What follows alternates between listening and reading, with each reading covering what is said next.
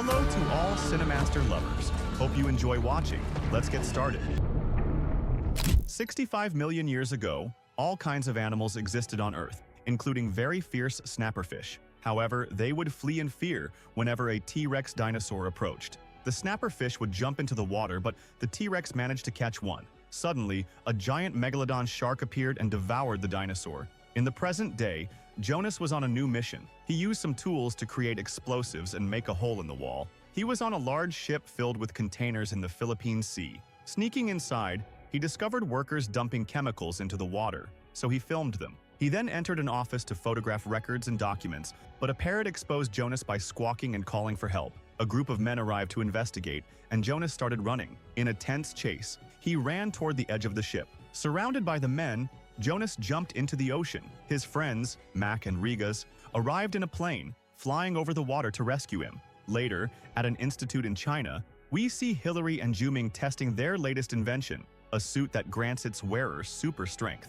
With the suit, Juming was able to crush 2 large rocks, proving it was ready for their upcoming expedition to the ocean trench. Juming's niece, Mei Ying, reminded them to prepare for the evening's party. That night, the institute hosted a grand celebration, and Jonas was present. Juming took the stage to reveal the institute's pet housed in the pool behind him, a female megalodon named Heike. Captured as a baby, the Chinese institute team had learned much from Heike and built submarines capable of taking the team to the deep-sea trench where other megalodons like Heike lived. The next day, they planned an exploratory mission to the trench. The following day, Mei Ying asked Jonas if she could join the expedition, but he refused, saying it was too dangerous for her as she was still young. Rigas interrupted, saying that Juming had entered Heike's enclosure. The three rushed to the window, and Jonas warned Juming that what he was doing was dangerous. Juming reassured them that everything was under control. Using a device that emitted a pulsing sound, he attracted Heike's attention. She approached him slowly but then swam away.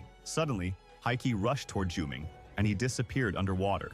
Everyone thought Heike had attacked him, but Juming reappeared in the enclosure, having escaped at the last moment. He described the experience as thrilling, but Jonas scolded him for his recklessness. They noted that Heike had been behaving strangely for a week. Later, the team flew to their research center at sea. That night, Heike searched for a way to escape, swimming rapidly and ramming her head against the bars of her enclosure. The next day, the team prepared their equipment and divided into 2 submarines, Jonas, Rigas, and Sal in the first, and Juming, Lance, and Curtis in the second. Mac, Jess, and Brad stayed in the control room to monitor the radar. As the submarines descended to the ocean floor, they noticed movement on the surveillance cameras. It was Mei Ying, who had sneaked onto the submarine unnoticed. The mission was nearly canceled because of her, and they started to head back. Suddenly, the radar detected a megalodon nearby, and the computer identified Heike's tracking device in the water.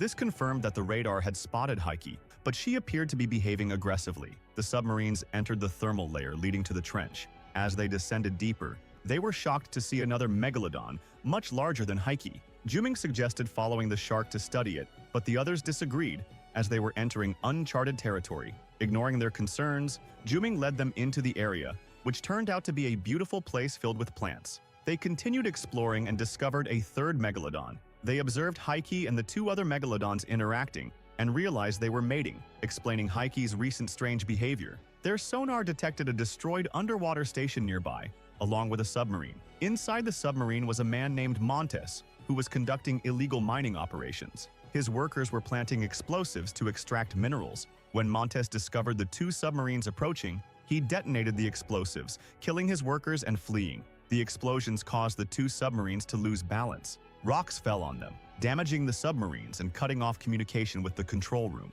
In the control room, Mac ordered Jess to prepare the rescue ship, but Jess discovered it had been sabotaged, indicating a traitor among the team. Sal managed to fix the damages, and Jonas contacted Mac, who informed him that no rescue could be sent. Jonas decided they would wear the supersuits and head to the underwater station they had seen earlier. However, they needed to move quickly, as the suits only had 2 hours of oxygen. The team donned the suits, left the submarine, and began walking. Jonas noticed someone nearby.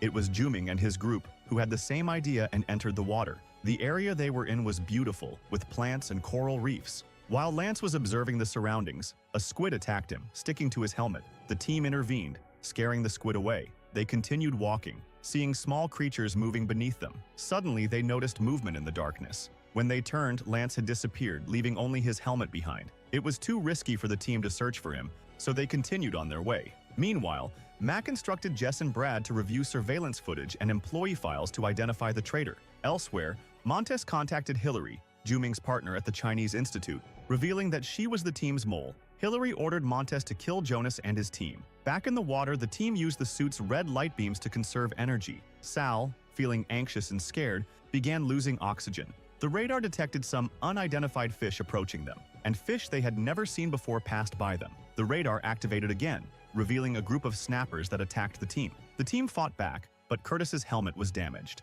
Jioming noticed that Yiming was in danger, so he lit a flare, causing the snappers to disappear. Unfortunately, the flare attracted two Megalodons. Jioming told the team he would distract the Megalodons so they could escape, but Jones refused the idea, fearing for his friend's life. Jones grabbed the flare and threw it away. One of the Megalodons followed the flare and crashed into a bridge, causing collapses. Debris fell on them, and Yiming almost got crushed, but she escaped in time. Isal struggled to breathe as her oxygen ran out, sacrificing herself to save Guillaume before the shark could attack him. Curtis grabbed Guillaume, and they escaped from the approaching shark. The team reached the destroyed station.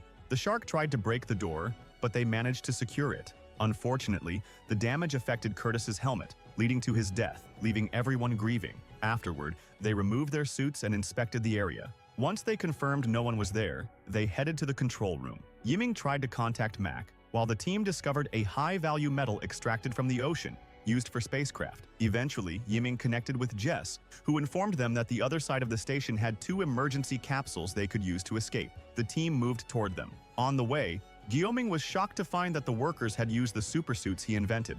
Realizing someone had stolen his creation, they continued, passing through an electric door, finding the two emergency capsules. As they tried to activate them, the door behind them closed and a screen turned on, showing Jess. She revealed she controlled the station and had locked them in. To prove she was serious, she launched the first capsule into the water. Meanwhile, Hillary watched everything unfold. Jess told Regis she would allow her to escape if she killed Jones. Regis aimed her weapon at him, but Jones encouraged her to do it to save the others. Regis couldn't go through with it, so Jess launched the second capsule as well. With both capsules gone, the team lost their chance of escape.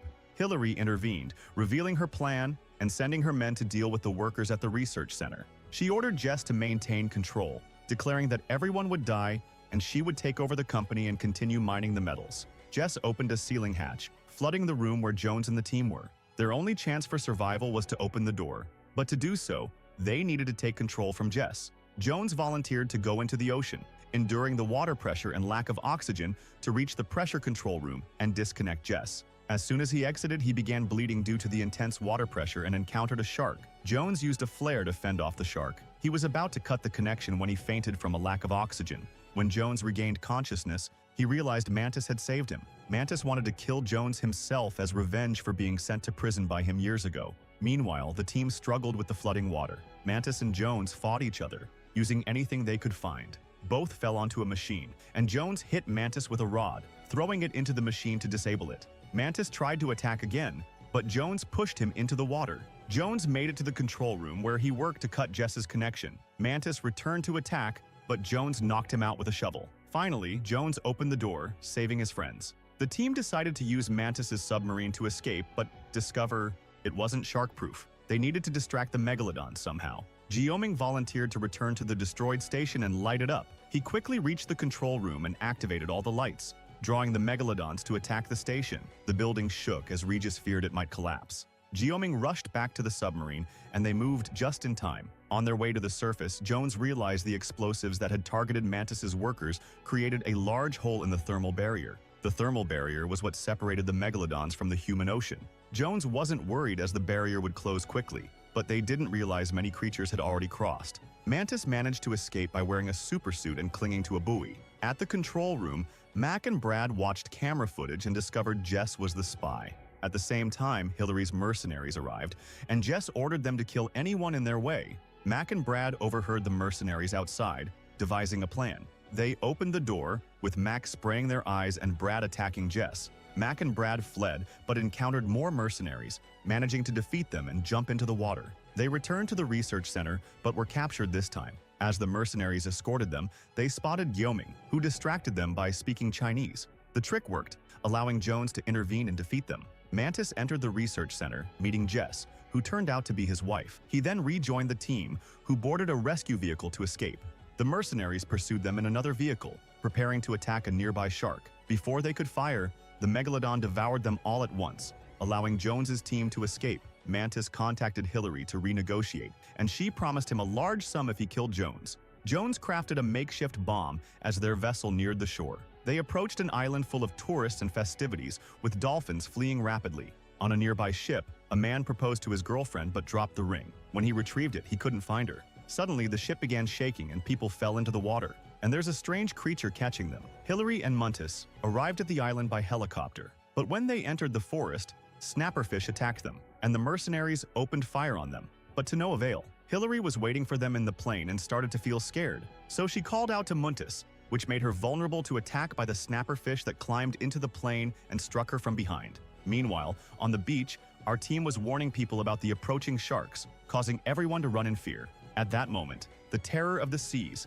the Megalodon, arrived at the shore and began devouring anyone it could find. Jones told Manning to hide, while he, Mac, and Gumyoung searched for a jet ski and other materials to make a bomb. Bride and Regis entered a hut to use the phone, but the landline wasn't working. They noticed that the snapperfish were taking out the mercenaries, so they decided to hide and observe them through the mirror. Back to Jones, who discovered there was only one jet ski. He took the spears from his friends and set off to face the sharks alone, unaware that Mantis was watching him from afar. Meanwhile, Gumjung and Mac entered a storage area and found raw materials to make bombs. Unfortunately, the mercenaries arrived after escaping the snapperfish. Jones was speeding away on the jet ski, with the three sharks chasing him as he had planned. He made a jump just as one of them was about to catch him, falling into the water. When he got back, he tried to start the jet ski, but it wouldn't start. A Megalodon nearly caught him, but Jones quickly escaped after getting the jet ski running. Elsewhere, Brad and Regis were waiting for the snapperfish to leave, but the snappers came back for them. Our friends started running and entered the storage area, only to be captured like their teammates. Gumjung distracted the mercenaries and kept talking to them, then pushed Brad onto a button that opened the storage room door. The snapperfish entered and attacked the mercenaries. Our team took advantage of the situation, grabbed the explosive materials, and ran. A stray bullet from the mercenaries caused an explosion that destroyed the storage area. Afterward, Brad used the stolen phone to call for help, while Mac and Gumjung went to look for Hillary's plane. When they found the plane, a snapperfish was there. Gumjung distracted it while Mac boarded the plane. The snapperfish was strong, and Gumjung struggled with it, but in the end, he managed to kill it by driving a shovel into its head. However, more snappers started coming after hearing the sound of the dying fish. Gumjung quickly grabbed a gas gun, put it in the plane, jumped inside, and Mac took off. Unfortunately, Gumjung fell from the plane and became trapped. He started spraying gasoline on the fish to keep them away. At that moment, Mac fired from the plane, causing a massive explosion due to the gasoline on the ground. At the same time, Gumjung managed to jump back into the plane. In the sea, Jones faced the Megalodon sharks. He threw the first explosive spear at them, but it had no effect. Riding the waves, he threw the second spear and killed one of the sharks. When he was about to throw the last spear, it slipped from his hand after Mantis shot at him. Now Jones had to speed away to escape both Mantis and the Megalodon. On the shore, a giant octopus was grabbing people and dragging them into the water. Manning saw what was happening and decided to help. She entered the water to save people, and Gumyoung noticed her.